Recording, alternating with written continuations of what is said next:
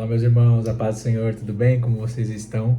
Eu quero compartilhar uma palavra com os irmãos que está nessa semana me impactando bastante e mexendo com o meu ser, que está em Salmos 23, que diz: O Senhor é meu pastor e nada me faltará, Ele me faz repousar em pastos verdejantes e me conduz às águas tranquilas. Essa é uma passagem muito conhecida, se não for a mais, é uma das mais conhecidas da Bíblia, a mais proclamada, mais refletida, mais colocada em para-choque de caminhão. E ela tem algumas declarações bem importantes e que nessa última semana tem chocado o meu coração e a minha vida. O primeiro verso diz que o Senhor é meu pastor, né? O salmista, o Davi, está dizendo que o Senhor é um pastor. E essa é uma declaração que contém uma declaração indireta, né? Então, quando ele diz, ou quando eu digo que o Senhor é meu pastor, automaticamente eu estou dizendo que eu sou ovelha e que eu sou ovelha do pasto dele. Então, eu estou dizendo que eu pertenço a ele. Nós, seres humanos, acreditamos que nascemos livres, mas o que a Bíblia nos ensina é que todo homem nasce escravo, e escravo do pecado. Então, não somos livres, quer que seja cristão ou não, você não é um homem livre. Ou você é escravo do pecado, ou você pertence a Cristo, que nos comprou com o precioso sangue. Mas ter a consciência que nós pertencemos a Cristo é algo reconfortante. É saber que Ele é o nosso provedor, né? Ele é aquele que não só sabe, não só conhece, mas ele tem ciência, ele tem sabedoria do que está para acontecer e ele já proveu, né, o dia de amanhã e aquelas necessidades que ainda virão a se apresentar na nossa vida. Então nós temos um pastor que, além de bom e amoroso, é um pastor que é onisciente, né? Então todas as nossas necessidades já estão supridas por ele, porque ele conhece o nosso amanhã. Mas o salmista, ele continua nesse verso, e aqui o verso 2 é algo realmente muito impactante. Diz que ele me faz repousar, né, em pastagens verdejantes. Essa é uma declaração muito forte se nós olharmos para o contexto.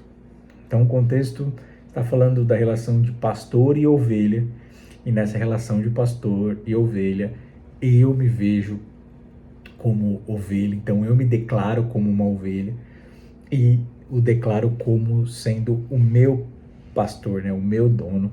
E se eu declaro isso, eu estou sobre o controle, sobre o manejo desse grande e poderoso pastor. Só que aqui há um ponto muito interessante, porque se eu sou ovelha, a minha natureza ela é caracterizada por aquilo que a ovelha faz, né? E para quem conhece, a ovelha é um animal que, se você colocar ela num pasto, ela vai comer até a raiz. Ela vai, se você deixar, se não pastoreá-la, se deixá-la solta, ela é faminta, ela vai comer a raiz, vai comer todo o seu pasto, o pasto que pode até prejudicar ali e não crescer mais nada. Então, um dos trabalhos do pastor é manejar as ovelhas para que elas não destruam um pasto, né? Uma ovelha parada há muito tempo em um pasto estraga, né? Então, aqui, sabendo dessa informação, dessa natureza alimentar da ovelha, quando o salmista diz que o bom pastor faz a ovelha repousar em uma pastagem, é algo sobre-humano, é algo que ele está dizendo que o pastor, ele não só dá alimento, ele não só dirige, esse bom pastor, ele muda a configuração da ovelha, ele muda as necessidades da ovelha, ele muda o autocontrole da ovelha, porque falando sobre a natureza do animal, é impossível que uma ovelha repouse em pastos verdejantes. Enquanto ela vê pasto, ela vai comer até que não reste nada. Mas sobre aqueles que estão, né, sendo pastoreados por Cristo, há sobre eles um espírito de satisfação, há sobre eles um espírito de contentamento, né? Então, o contentamento ou a satisfação da nossa vida não está em coisas, não está no pasto, está em nós mesmos, em nós estarmos sobre a direção, sobre o pastoreio de Cristo. Então, estar em Cristo, estar com Cristo faz com que nossos anseios, essa nossa sede, ela seja acalmada, ela seja mudada. E ainda que Deus te coloque sobre aquilo que você tanto sonha ou que aquilo que você tanto deseja, você não tem mais aquele anseio humano de usar, de usufruir. Você repousa, não porque as coisas te dão segurança, mas porque você encontrou algo melhor. Nessa semana eu estava meditando e eu percebi na minha vida de que quando eu estou insatisfeito em Deus, eu estou satisfeito quanto à minha vida material. E parece um pouco contraditório isso, mas quando eu digo insatisfeito em Deus, é no sentido de estar na presença, sentir a presença dele e ao mesmo tempo falar, eu quero mais, isso não é o suficiente, eu preciso de mais de ti. E essa sensação, ela é maluca, porque sempre que nós vamos até Deus, nós esperamos receber algo que vai mas nós encontramos algo eterno.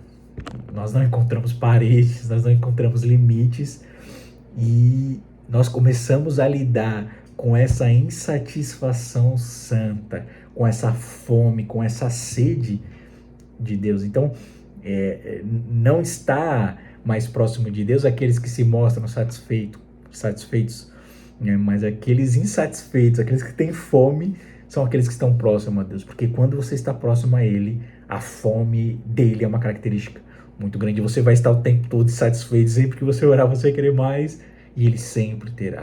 Nós passaremos a eternidade insatisfeitos e sendo satisfeitos e plenamente insatisfeitos, insatisfeitos e plenamente satisfeitos, porque o nosso Deus é eterno, porque o nosso Deus ele não tem fim e nós passaremos a eternidade usufruindo dele.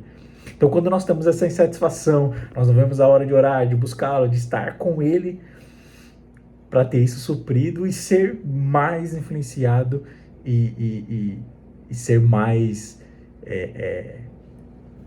tocado por essa fome. Mas o inverso também é verdadeiro. Quando nós estamos satisfeitos em Deus, há uma insatisfação na nossa vida material. Então, estar satisfeito em Deus é você levantar da sua oração, levantar do seu devocional e achar que está tudo bem, achar que está maravilhoso, que foi perfeito, que você tem o suficiente. E aí você passa o dia mais não lembrando de Deus, não falando com Deus. Então é uma satisfação de que você se sente seguro. Você cumpriu ali os ritos e você falou, não, estou bem com Deus, já paguei, igual a palavra da academia, está pago. E aí a gente acredita que está tudo certo. Então quando a gente tem essa satisfação e acredita que nós estamos cumprindo o protocolo e está tudo bem, nós automaticamente passamos a estar insatisfeitos na nossa vida material. E aí nós começamos a cobrar Deus, porque eu estou fazendo devocional, porque eu estou buscando, porque as coisas não mudam, porque a situação não muda, porque o que eu estou pedindo não acontece, e a nossa insatisfação vai sendo ali manifestada. O ponto é que o próprio Paulo, naquele tão famigerado versículo que diz que posso todas as coisas naquele que me fortalece, nos indica, e ele mesmo declara que ele aprendeu a estar satisfeito, né? Que ele pode passar por qualquer necessidade, ele pode passar por qualquer circunstância, que ele sabe que ele pode todas as coisas naquele. Ou seja, se eu estou em Deus, se eu estou sendo nutrido dele, não há circunstância que mude a minha satisfação. Porque eu posso te garantir uma coisa, e o que eu vou falar aqui é um pouco delicado, né?